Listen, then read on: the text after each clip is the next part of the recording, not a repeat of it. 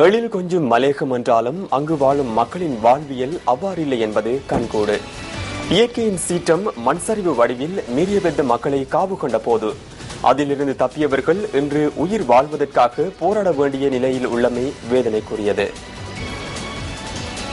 கொஸ்லாந்த மீரியபெத்த மக்கள் சற்றும் எதிர்பார்க்காத பேரழிவை கடந்த வருடம் அக்டோபர் மாதம் எதிர்நோக்கினார்கள்.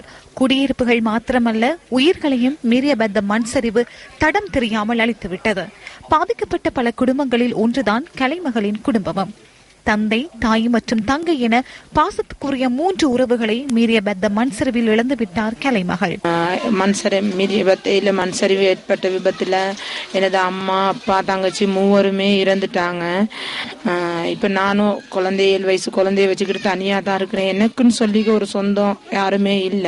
நான் அப்படி அனாதையா நிக்கிறது எனக்கு ரொம்ப மனசு கவலையா இருக்கு. இருந்தாலும் அது அந்த வழி எல்லாத்தையும் இழந்து அவங்களுக்கு தான் தெரியுமே ஒழிய எங்களுக்கு தான் தெரியுமே ஒழிய மற்றவங்களுக்கு தெரியாது. இன்று ஒரு நடைபயணமாக மாக்கந்த தொழிற்சாலையின் 52வது அறையில் வாழ்ந்து வருகின்றார் கலைமகள்.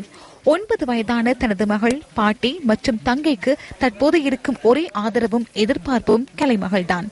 தனது பிள்ளையின் எதிர்காலம் தொடர்பில் கருத்திற்கொண்டு எஞ்சிய உயிரை இன்னும் கொஞ்ச நாளைக்கு வைத்திருக்க வேண்டும் என்ற அவாவுடன் வாழ்கின்றார் கலைமகள். இந்த வீட்டு பிரச்சனைகள் நாங்க நீங்க ஏஜ்ல கேட்டா ஏஜ்ல உள்ளவங்க சொல்றாங்க நாங்க லிஸ்ட் கொடுக்கலன்னு சொல்லி, கிராம சேர்கிட்ட கேட்டா அவங்க சொல்றாங்க நாங்க கொடுக்கல இந்த லிஸ்ட் அப்படின்னு சொல்லி, தோட்டத்து துறைகிட்ட கேட்டா நாங்க கொடுக்கல லிஸ்ட்ன்னு சொல்றாங்க. உண்மையான லிஸ்ட்டை யாரு தான் கொடுத்தா?